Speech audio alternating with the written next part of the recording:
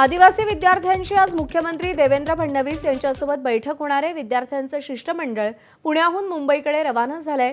आदिवासी विद्यार्थ्यांच्या आंदोलनावर तोडगा निघण्याची शक्यता आहे।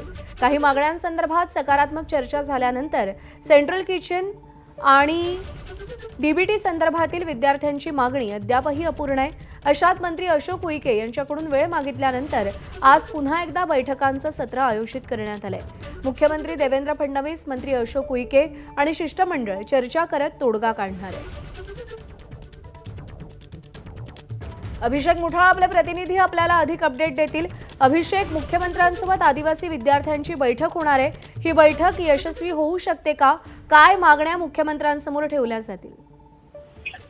एकूणच 2 दिवसा अगोदर आपण बघितलं तर पुण्यामध्ये मंत्री अशोक उईके हे गेले होते आणि विद्यार्थ्यांसोबत ही आपल्याला चर्चा देखील होताना दिसलेली होती आणि एकूणच जवळपास सर्व मागण्या ज्या आहेत त्या आपल्याला मान्य होताना दिसल्या होत्या। मात्र ज्या 2 मागण्या आहेत त्या संदर्भात अवधी काहीसा तो अशोक उईके यांच्याकडनं मागण्यात आलेला होता आणि त्यानंतर आज मुख्यमंत्री देवेंद्र फडणवीस यांच्यासोबत ह्या विद्यार्थ्यांची बैठक होताना दिसेल आणि एकूणच या सगळ्या आंदोलनावर तोडगा निघण्याची देखील शक्यता आहे।